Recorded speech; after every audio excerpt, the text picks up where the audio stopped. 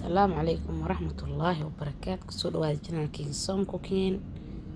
ما شاء الله أصحابي عيد وإماتي عيد مبارك.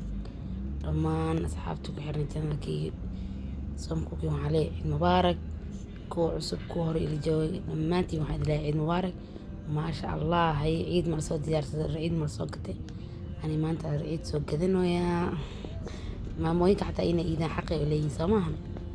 ما شاء الله السوق السعوداء إن شاء الله إلى السعوداء.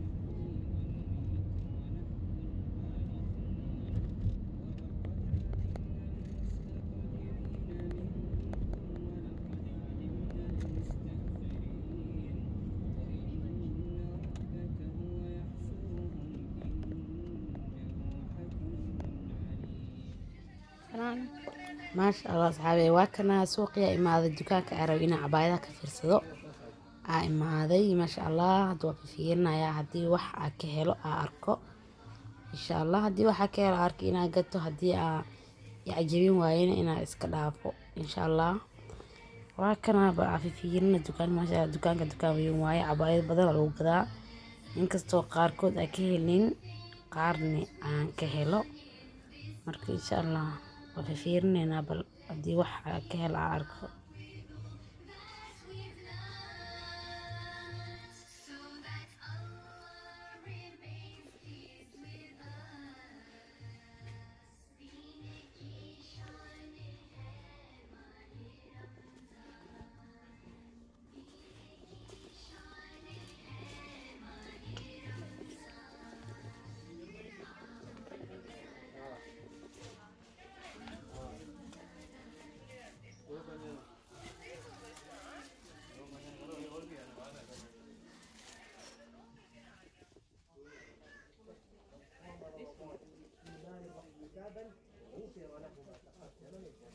ومن قام رمضان إيمانا واحتسابا ومن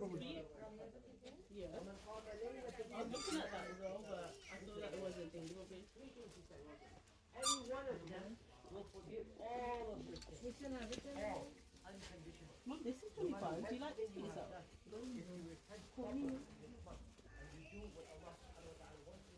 If you want something like underneath it. Why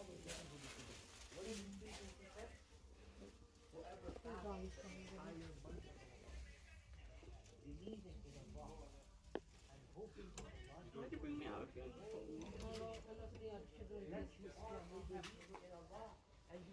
and you do the fast, not see the reward from Allah. You're doing it expecting Allah to reward you.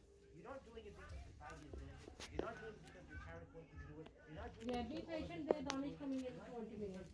the culture of your country. Okay, wait for it. You're doing it purely to please Allah. If you did it with this intention, the Prophet said, the second thing will be other. Whoever stands up at night in Ramadan has a beautiful prayer. This prayer is a prayer at in Ramadan we call it Tarawih because it's the same prayer. This prayer is a prayer that the Prophet did occasionally and the Sahaba also did, and it is something that he did it in congregation occasionally, and he did it at his home all the time.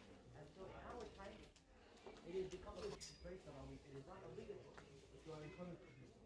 And if you do so every single night, if you do so, then that is one more opportunity to have all the sins forgiven. Is the opportunity to ما شاء الله دكانك وكسو بحي بناك جوجا دكانك كان كلا فيرنا يا أيكني.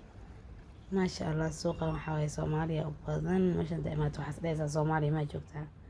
ما شاء الله هدواكنا دكانك وكسو رمادي وحيابي أرينا سوقت وسوقت كتي هدو حاروا هنا إن شاء الله حافظ النقطة إلهي إدمو